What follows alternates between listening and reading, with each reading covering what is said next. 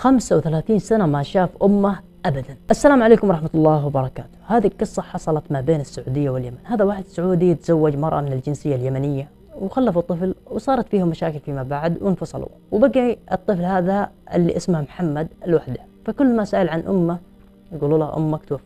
كبر محمد ووصل عمره 35 سنة، وفي يوم من الأيام حلم على أن أمه ما زالت على قيد الحياة. فراح عند المفسرين فقالوا له نعم فعلا أمك ما زالت على قيد الحياة وهي موجودة في اليمن، والعلم عند الله في الأول والأخير. فهنا محمد قرر يسافر لليمن ويبحث عن أمه بنفسه. وقبل نبدأ في القصة حاب أعرفكم عن نفسي. أنا اسمي بدر، وهذه أول حلقة لي على اليوتيوب، وأتمنى منكم مشاهدة الحلقة كاملة. كذلك ادعمونا بالاشتراك لأن هذه نقطة البداية، وبإذن الله نكبر مع بعض. وإذا في أي ملاحظات في الفيديو اكتبوا لنا إياها في التعليقات عشان نعدل في المرات القادمة. ولأجل ما نطول عليكم نبدأ في القصة. هذا واحد سعودي اتزوج مرأة يمنية، طبعا هذا الكلام من زمان. خلفوا طفل اسمه محمد. محمد كبر ووصل عمره 35 سنة، وعلى أساس أن أمه ميتة. كل ما سأل عنها أبوه أهله يقولوا له أمك ماتت من زمان. فيوم من الأيام محمد حلم على أن أمه عايشة وموجودة في اليمن، فراح يستفسر. قالوا له فعلا حلمك صحيح والعلم عند الله. فهنا محمد قرر على أنه يسافر لليمن ويبحث عن أمه بنفسه. حجز محمد وركب في الطيارة، ويوم ركب في الطيارة وبقي على مطار صنعاء تقريبا ربع ساعة، لمح واحد سعودي قدامه.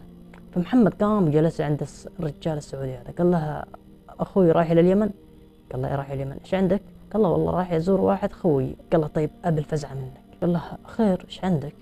قال له والله قصته طويلة وبحكي لك إياها. قال له لا الآن باقي شوية وننزل مطار صنعاء، لكن لما ننزل نلتقي بخوينا اليمني بنحكي له القصة وإن شاء الله بإذن الله يقدر يساعدك.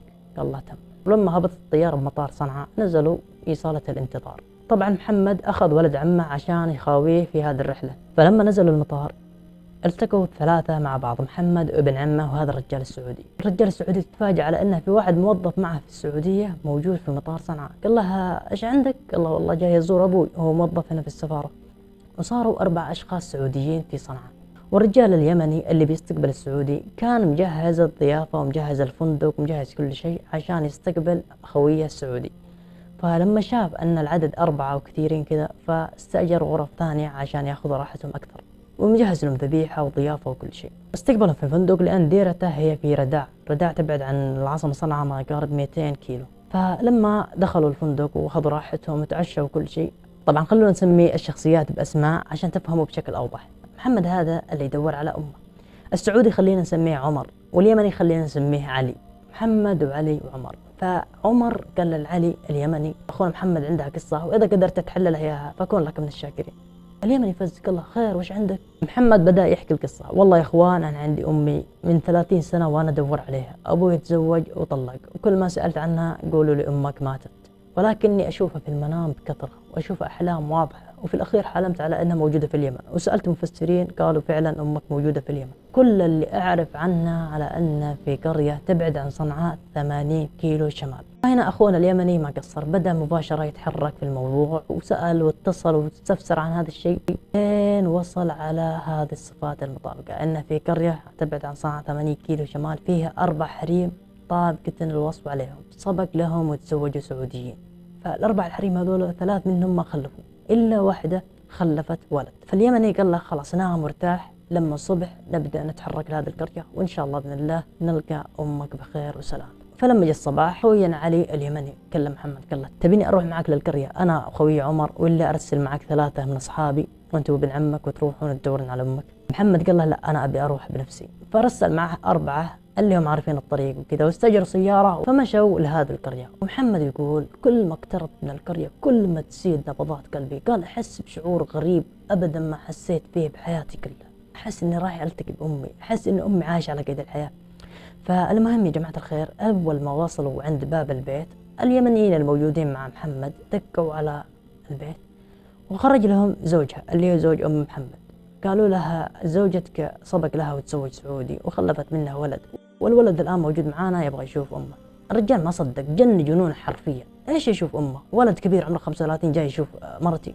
إيش الكلام هذا؟ فطلع دخل البيت وطلع لهم بالرشاش قال لهم إذا ما رجعتوا من الطريق اللي جيتوا منها ما بيصير خير. هنا أخونا محمد وأخويانه اليمنيين الموجودين معه قرروا يروحوا لشيخ المنطقة أو عاقل القرية. كلموا الشيخ الموضوع 1 2 3. فهنا الشيخ أو العاقل تفهم الموضوع وأرسل حريم لبيت هذا الرجال، فاستفسروا من المرأة وكلموها وقالت لهم نعم أنا تزوجت سعودي وخلفت ولد اسمه محمد. وكذلك حاولوا يقنعوا الرجال اللي هو زوجها، وبعد إلحاح وإقناع شديد وافقوا أخيرا. وأجا محمد قال لهم أنا فقط أبغى أقابل أمي من وراء الباب، أبغى أسمع صوتها فقط، ما أبغى أي شيء ثاني. فمحمد لبست العباية وكل شيء ووقفت عند الباب. فأول ما بدأ محمد يتكلم كان مرتبك بشكل غير طبيعي. فأمه سألت له أنت محمد؟ محمد فز. أي والله أنا محمد. بيتكم في الشارع الفلاني؟ إيه بيتنا في الشارع. محمد فز. هنا محمد ما عاد قدر يشيل نفسه، طاح على الأرض وصار يبكي بكاء طفل عمره 5 سنين. تخيلوا يا جماعة الخير، 35 سنة ما شاف أمه أبدا وما تفارق خيالها في المنام أبدا، ولما يسمعها لأول مرة بالله تخيلوا كيف بيكون شعوره. محمد قام وحضن الباب وهو يبكي بكاء شديد. أمه فتحت له الباب واحتضنوا بعض، بكوا الاثنين بكاء سنة في ساعة واحدة. طبعا محمد حضن أمه من خلف الباب، والرجال اللي كانوا موجودين في المجلس كانوا يسمعون كل شيء. فزوج المرأة بكى متأثر بحرقة شديدة وندم على أنها قابلهم بهذيك الطريقة، وكذلك الموجودين معه وابن عمه كلهم تأثروا من الموقف تأثر شديد. تخيل أنت بالله عليك وأنت تسمع القصة كيف بيكون شعور محمد في ذاك الساعة. 35 سنة ما شاف أمه وارتكابها في هذيك اللحظة.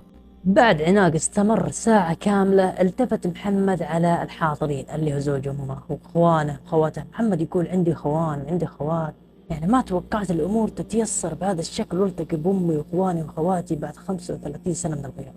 فمحمد قال لزوج أمه اللي تبيه حاضر، فقط لا تحرمني.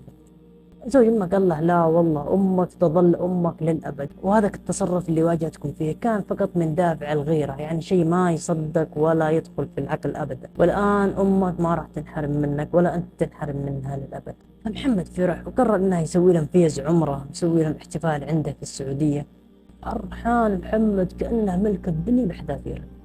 رجع محمد عند خويه عمر وعلي اللي التقاهم في المطار. يقول محمد بديت أرتب لهم أمور السفر والزيارة كذا، وطلعت أمي وخواتي وزوج أمي كلهم عندي في السعودية، وسوينا لهم احتفال عظيم واستقبال كأني ملكت الدنيا بحذافيرها.